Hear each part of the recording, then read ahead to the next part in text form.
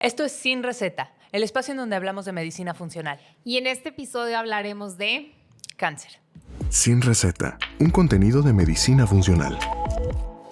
Las propiedades funcionales de los alimentos en términos de prevención y cura de enfermedades como el cáncer son la base fundamental del estudio de los alimentos por parte de cientos de instituciones a nivel mundial. Sin duda, la dieta tiene un importante papel en la formación y en la prevención de múltiples enfermedades crónico-degenerativas. Es por eso que estamos seguros que podemos evitar el cáncer a través de una buena alimentación. Pero, ¿de qué manera influye lo que sentimos y lo que pensamos en nuestra salud? ¿Cuáles son las herramientas que pueden acompañarte en tu proceso con el cáncer? Todo afecta y todo impacta.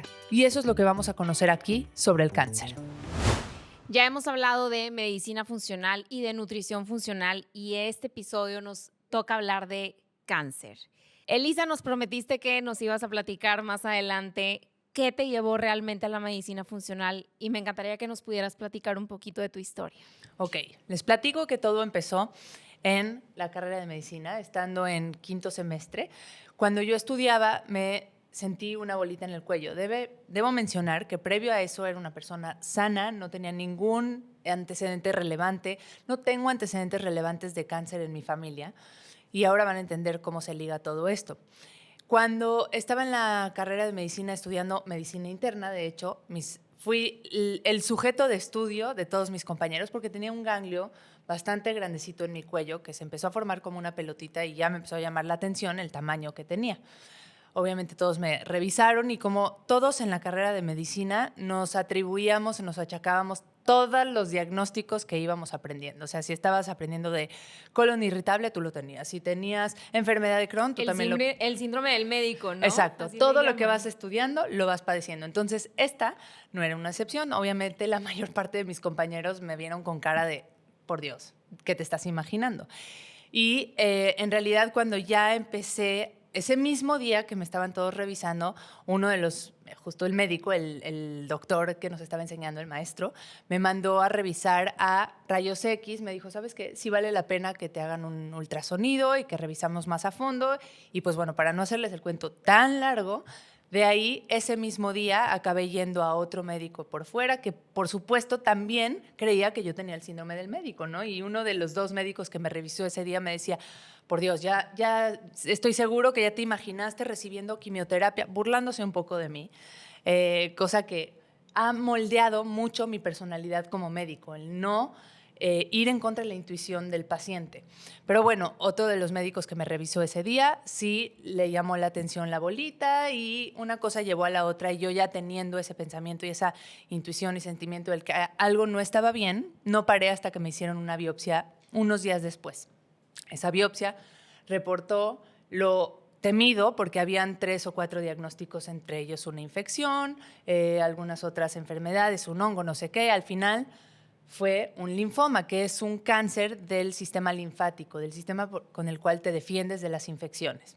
Pues bueno, nos cae de sorpresa a mí y a mi familia, no nos las esperábamos para nada. Les decía que como buen estudiante no tenía la mejor alimentación, comía papitas un día sí y el otro también, pero fuera de eso, la verdad es que hacía ejercicio, tenía buenas conexiones sociales, tenía buenas amistades, tenía buena relación en general con mis papás.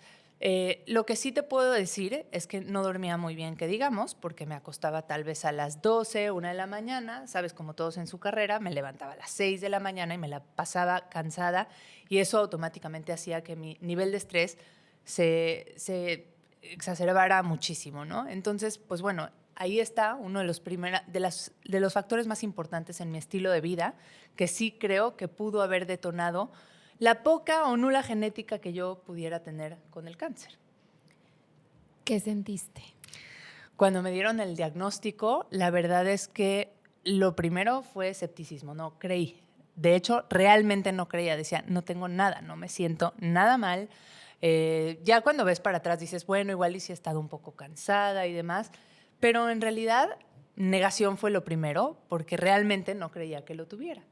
Entonces, después, pues pasas por todas las etapas del duelo en realidad, porque después de la negación viene hasta la negociación, ¿no? Que llegué con la parte religiosa mía, que ni era muy religiosa, pero ahí es donde te vas agarrando a tu fe y dices, ¿qué hago? Hago lo que sea con tal de que esto no me tumbe, ¿no? Y pues bueno, viene mucho miedo junto con este diagnóstico, porque en realidad, por lo menos hace 14 años, que es cuando yo recibí este diagnóstico, pues la palabra cáncer era durísima y englobaba un grupo de padecimientos que tú no diferenciabas si era cáncer de páncreas o cáncer del sistema linfático, si tenías un mejor o un peor pronóstico. Y todo era qué pronóstico te daban. Lo cual hoy en día ha formado también mi visión como médico de no dar pronóstico, no dar una expectativa real, porque mucho vive en tu cabeza y cómo te ves y cómo te percibes trascendiendo una enfermedad así. Pero bueno, yo sí me clavé con el tema del pronóstico y con los efectos secundarios. ¿A ti qué pronóstico te dieron? La primera vez que tuve el diagnóstico, me dijeron 90% posibilidades de vivir, esto es un cáncer muy noble, sí se trata de forma agresiva, tienes que pasar por varios cursos de quimioterapia, en fin, o sea, vas a tener muchos efectos secundarios, pero vas a salir de esto, no va a ser muy grave, digamos, a largo plazo, y pues nada más, ¿no? Y la verdad es que cuando te dan el diagnóstico de cáncer, pues no te dan muchas herramientas. Es básicamente esperar y ponerte en manos de los doctores, en manos del medicamento, de la quimioterapia, y una actitud totalmente expectante y esperando lo mejor. Otra de las cosas que me acercaron a la medicina funcional, que hoy moldean mi práctica, porque hay muchas cosas que podemos hacer cuando recibes un diagnóstico así, y me hubiera gustado saberlo en su momento, porque además te dan totalmente las indicaciones contrarias o las recomendaciones contrarias a lo que hoy sabemos. Pero bueno, ahorita platicamos más de eso. Y entonces te dicen que tienes cáncer, atraviesas que un trasplante o El diagnóstico del linfoma me cae en la mitad de mi carrera de medicina, y lo primero que ocurre es: a mí esto no me va a tumbar. Tengo demasiados planes, demasiadas cosas por hacer, es una carrera muy larga, yo no me salgo de la carrera, yo no dejo de jugar voleibol porque jugaba en ese entonces, y entonces ni me salgo de la carrera. Efectivamente llegaba yo con mi gorrita pelona, que por cierto, el perder el cabello para una persona que recibe el diagnóstico de cáncer creo que es de lo más duro de todo, y al final pues es algo estético, ¿no? Pero pues sí, claro, porque te pone ya el estigma y pues al final ya pareces una persona enferma, y eso es difícil porque sabes que todos tienen en su cabeza el mal pronóstico que pudieras llegar a tener, y entonces eso también es muy duro.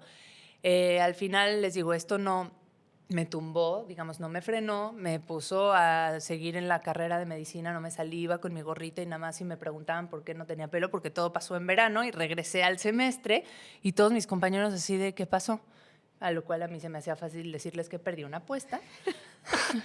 Y entonces seguía yendo al hospital y seguía haciendo mis prácticas y seguía yendo a la carrera, seguía jugando voleibol y seguía yendo a las competencias. Pero tus directores sí sabían que tenías... Algunos, pero no le fui avisando a cada uno de los maestros. Entonces sí, por supuesto que se sacaban de onda y se impactaban, y pues bueno, no paré, no pedí ninguna concesión, me hacían los exámenes cuando tenían que hacérmelos, mis exámenes académicos me refiero. Y lo único que pasaba es que los viernes, cuando terminaba mis clases, mis amigos me dejaban en el hospital y ahí me daban mi quimioterapia, y yo 3 o 4 días después me tumbaba, ¿no? Y pues iba como podía a la universidad.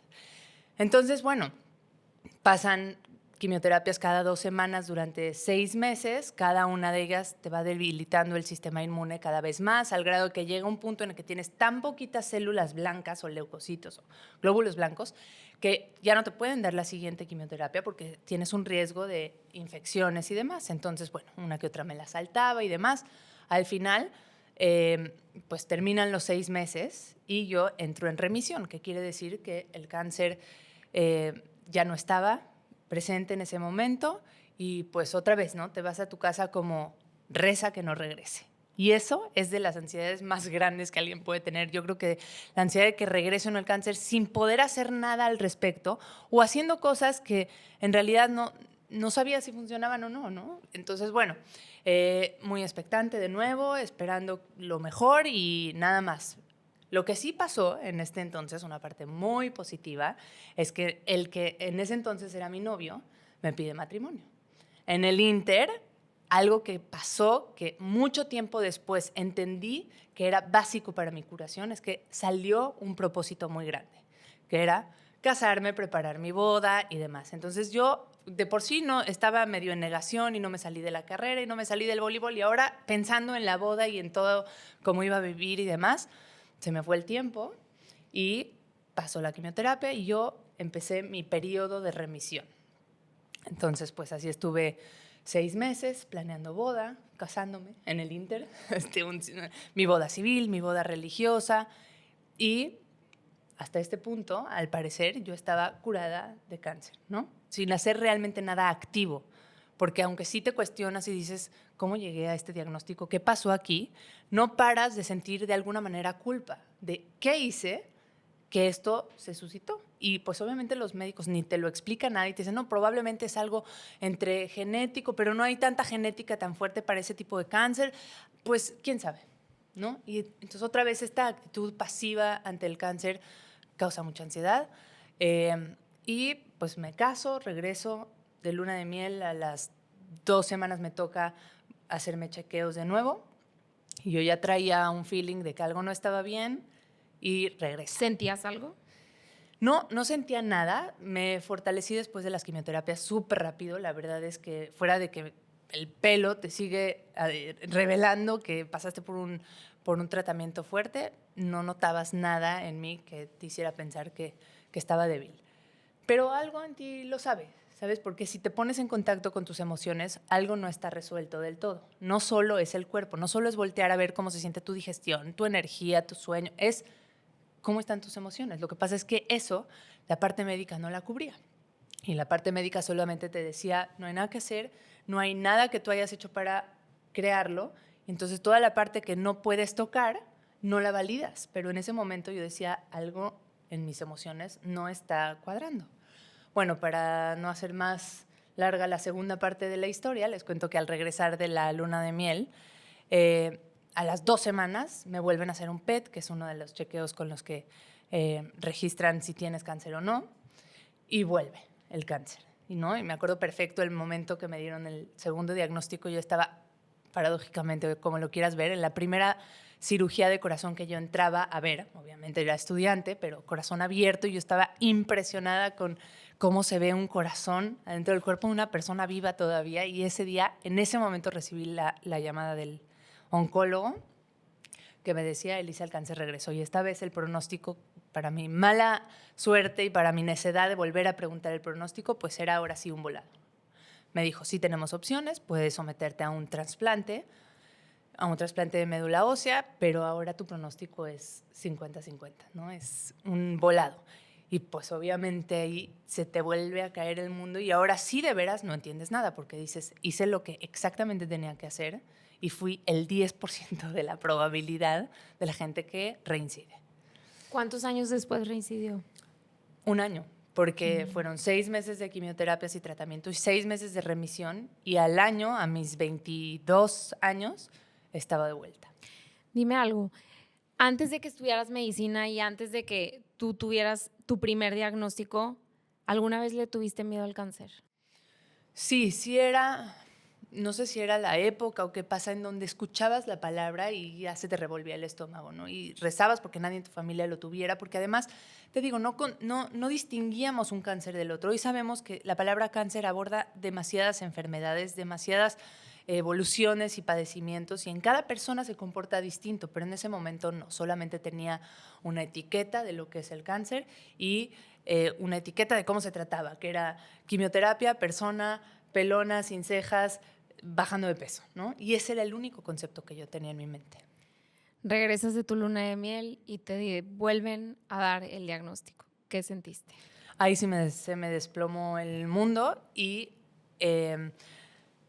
sí te puedo decir que algo que me pasaba inmediatamente es que solo me enfocaba en cómo salgo de esto, ¿no? Nunca tuve una opción de no voy a salir o no. Sí tuve una claridad de, ok, ¿qué sigue y cómo lo vamos a hacer? Y esta segunda vez sí me cayó el 20 de que tenía que parar y tenía que analizar qué estaba haciendo mal. Este tema de no dejo de ir a la universidad y no paro de hacer ejercicio, no hubo más hacerlo de entrada porque tenía que irme me tuve que ir a Estados Unidos a hacer el trasplante y tenía que salirme de la carrera, y la vida me puso un segundo freno ahora sí diciéndome, pero pones atención a tus emociones. Ya no puedes solamente tratarlo a nivel físico y hacer como que no pasa nada. Entonces ahí sí empecé a ponerme en contacto más con la parte emocional, más con mis hábitos, más a analizar cómo había de alguna manera sobrepasado a mi cuerpo, qué no le había dado, qué sustrato le faltaba. Le faltaba el sueño, sin duda le faltaba la gestión de las emociones y el manejo del estrés. Y fueron justamente las 3 áreas o vertientes que sané, no de inmediato, debo ser honesta conmigo, no es que me metí a terapia y a las 3 semanas estaba yo iluminada, para nada, fue un proceso súper largo que hasta el día de hoy sigue ocurriendo. Pero abrí mi mente y abrí como mi panorama a entender que no podía ser únicamente algo físico, porque físicamente no era explicable. Y físicamente se disolvió ese tumor y no había ya registro de actividad tumoral en algún momento. ¿Y cómo explicas que algo que ya no existía volvió a existir sin nada físico que lo esté fomentando? Entonces, pues había algo emocional. Y ahí empecé a entender que no todo en la vida es tangible y que hay muchas cosas en las que creemos o en las que pensamos que por no poderlas medir no quiere decir que no existen. Entonces,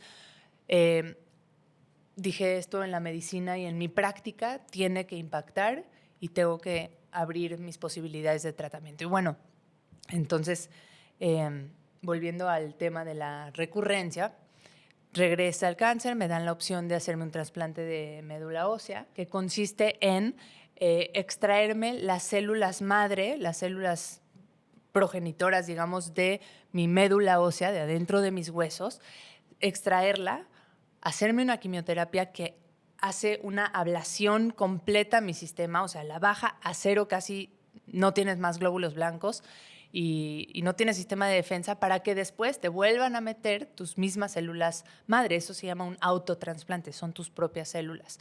Y entonces tus propias células, en teoría, te van a recuperar. Pero hoy lo veo muy curioso que te sacan tus células, te dan venenos, que son las quimioterapias que tratan de quitar todo el cáncer que queda ahí, y sin hacerle nada más a ese cuerpo, regresan unas células a un cuerpo aparentemente sano. Y tus propias células empiezan a regenerar y empiezan a elevar tu sistema inmune. Claro que en ese momento ese tratamiento probablemente salvó mi vida. No estoy diciendo que no era necesario, pero el trabajo que se tenía que hacer sobre ese terreno, sobre ese cuerpo que en algún momento estaba enfermo, pues no sanó ahí. No sana, sobre todo si le metieron químicos que eran tóxicos. Entonces la sanación vino después, cuando empiezas a entender que el terreno tiene que mejorar con todo lo que tienes que dar para nutrirlo. Y entonces me rescatan con las células el 1 de diciembre del 2008 y me quedo en el hospital. Ya después de 6 meses de tratamiento me hacen el trasplante, porque primero te dan quimioterapias y después del trasplante estuve como 23 días hospitalizada, con mucho encontrarte con tus pensamientos más oscuros, porque no hay nada que hacer más que voltear a ver para adentro. Lo que yo no había querido hacer en muchos años, que era voltear a ver hacia afuera y qué recursos hay y con qué me puedo tratar. Y te digo algo que no se me va a olvidar: el día del trasplante, que me habla el médico a decirme, ok, ya tienes que venir al hospital porque es el momento de internarte para hacer el trasplante. Me dijo, oye, de pasada, vete a Ben & Jerry's, a una heladería que hay, te pides 1 litro, real, te lo juro que esta fue su recomendación, te pides 1 litro de triple chocolate y te lo echas porque es muy probable que vas a bajar de peso y necesitamos ayudar a mantener tu peso, ¿no? O sea, esa era su recomendación para que yo cuide mi salud. Y no lo culpo, tal vez en ese momento no tenía las herramientas suficientes para decirme, ponte a caminar, gestiona tus emociones, ponte a meditar, exponte al sol. Tantos recursos que hoy tenemos para mejorar tu pronóstico al cáncer, y lo único que se le ocurrió decirme fue, sube de peso a base de helado de chocolate. Entonces, bueno, no lo hice porque ni apetito tenía, por si se lo preguntan. Pero me internan de nuevo, paso 3 semanas en el hospital. Viene un psiquiatra a tratar de darme medicamento. Mi cuerpo estaba en ese momento, pues obviamente te sientes pésimo, entonces persianas abajo, nada de comida adentro porque me daba náuseas. Estás en una cama desde hace una semana. Obviamente cuando entró el psiquiatra me dijo, te tengo que medicar. O sea, me veía yo súper deprimida, cuando en realidad lo único que estaba haciendo es concentrarme en guardar energía. Estaba haciendo visualizaciones, no estaba realmente deprimida. Lo que pasa es que pues es difícil para el médico no tener más recursos que ayudarte, y él, con su afán de hacerlo, me da medicamento, pues me anestesia un poco las emociones, que hoy en día sé que eran importantes sentirlas para poder trascenderlas. ¿Y qué te recetó el psiquiatra? Me dio antidepresivos. En ese momento ya no tenía mucha fuerza para luchar, que si no iba a tomar el antidepresivo, y no tenía una conciencia de que había otras posibilidades. Entonces cedí, me anestesié mis emociones, y uno de los recursos para poder salir, porque en realidad ya estaba bien, pero es que tienes que comer algo. Y obviamente los primeros alimentos que yo tenía que comer, te puedes imaginar, que eran galletas saladitas y gelatina y puras cosas que realmente no tienen ni media nutrición. Lo que ellos querían ver era que yo era capaz de mantener el alimento adentro, ¿no? Pero si hoy supiera, si hubiera sabido que lo que realmente mi cuerpo necesitaba era tal vez un caldo de huesos o alimentos realmente nutritivos que mi cuerpo necesitaba en ese momento, sin embargo, los rechazaba y eso me mantuvo tal vez una semana más en el hospital, perdiendo cualquier cantidad de músculo, como te podrás imaginar. Pero al final lo logré. ¿Qué encontraste en esas 3 semanas de aislamiento, de soledad? Encontré el poder que tiene mi mente para irse a lugares seguros, porque finalmente llega un punto en donde no quieres ver más la tele. Me acuerdo que veía programas de cocina, el programa de Ellen, que era uno de risa y demás. Y llega un punto en el que ya no quieres ver hacia afuera y por supervivencia tu cuerpo ve hacia adentro. Y encontré la capacidad que tenía para pasar horas pensando en los mejores momentos que había tenido en mi vida hasta ese momento, y me iba hacia allá. Y hoy sé que eso es visualización, es un tipo de meditación súper poderoso que me hacía pasar el tiempo con menos dolor, porque había mucho dolor físico. Y el dolor físico al final, yo tenía esa intuición de que cada que venían los médicos, mi mamá, ya sabes, se quejaba por mí de todos los síntomas que tenía para que me mediquen y me quiten el dolor físico. Pero algo en mí me decía, no más medicinas, esto se tiene que sentir y tu mente tiene que trascenderlo, ¿no? Entonces, en la medida de lo posible, evitaba que me den medicamentos porque no quería que con una cosa compliques otra y ya sabes, el efecto dominó. Y entonces, al final, logré regresar a mí y a mi conciencia total y comer y salir del hospital.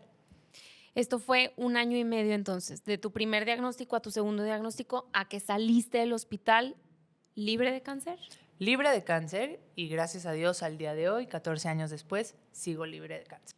¿Sigues haciéndote tus rutinas de chequeos? Puedo monitoreos? decirte que a lo largo de 14 años he implementado nuevos hábitos y con esto me gustaría platicarle a la gente que nos está viendo que todos los hábitos, recomendaciones, sugerencias que hacemos aquí, no planeamos que se hagan de la noche a la mañana. Mi camino a esta transformación lleva 14 años y habrá gente que tenga que hacerlo de una manera más precipitada por un diagnóstico terrible y habrá gente que le caerá el 20 con algunas de nuestras palabras y a lo mejor con eso van a ir insertando cosas. A lo que voy es a tu ritmo, lo que se siente bien, porque dentro de todo mi proceso de transformación o de evolución hice 10,000 cosas que no se quedaron en mi rutina y cosas que no se sentían bien, porque la gente con las ganas de ayudar y de hacerte sentir bien te va recomendando que si el jugo de guanábana, que si la jalea de membrillo de no sé qué. Hice cosas que no lo puedes creer, porque en ese entonces le llegaba un mail a tu tía y entonces tu tía consideraba que tenías que tomarte eso y te lo tomabas por desesperación.